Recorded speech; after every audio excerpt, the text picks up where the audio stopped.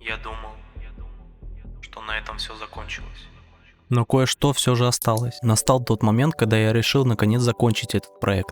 Это второе и, скорее всего, последнее видео по модификации моей мыши. Казалось бы, все уже готово, пользуйся и радуйся. Но, как я говорил в предыдущем видео, мне хотелось сделать мышку полностью модульной. Для этого оставалось совсем немного. Сделать съемным энкодер и кнопку колесика. Как видно на мыши, я добавил грип-тейпы. Когда рука намокает, в области большого пальца мышь соскальзывала. Наклеил, и проблема исчезла. Заказал гнезда и на всякий случай дополнительные платы, если что-то пойдет не так.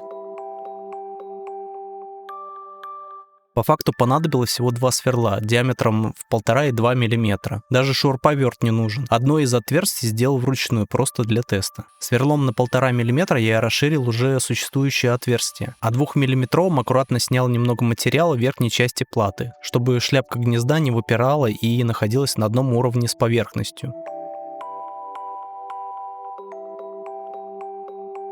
После этого я зафиксировал гнезда малярной лентой, подойдет любой скотч, и приступил к пайке. Энкодер заработал не сразу. Пришлось несколько раз прогревать гнезда, чтобы олово затекло глубже и создало соединение с дорожками платы. То же самое проделал и с кнопкой колесика. Если честно, мне казалось, что будут какие-то подводные камни, но на удивление все получилось. По времени это заняло примерно около часа. На этом этапе мышь полностью готова. Больше никаких изменений и доработок вносить не планирую.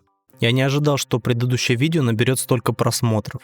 Примерно 7500 на основном ролике и около 45 тысяч на шорте. Для кого-то, возможно, это мелочь, но для меня это ощущение чего-то нереального и труднодостижимого. Когда понимаешь, что за этими цифрами стоят живые люди, каждый со своим мнением, мыслями и взглядами, то от этого становится даже не по себе. Я рад каждому, кто подписался. Эти модификации я делал в первую очередь для себя. Если кому-то это видео окажется полезным, я только рад. Такие видео требуют очень много времени, и я не хочу загонять себя в один формат. Изначально я планировал сделать ролик на час и подробно показать каждый этап и проблемы, с которыми столкнусь. Но в процессе понял, что не готов к таким длинным видео. Я слишком сильно завишу от чужого мнения и стараюсь над этим работать. Пока что мне проще двигаться небольшими шагами, без излишней критики. Конструктивная обратная связь всегда приветствуется, но в разумных рамках. Многие спрашивали, каким ковриком я пользуюсь, какие глайды налепил. Несмотря на то, что я добавил всю информацию в описании и не раз отвечал в комментариях, повторюсь здесь. Коврик — это Artisan Hayato Otsu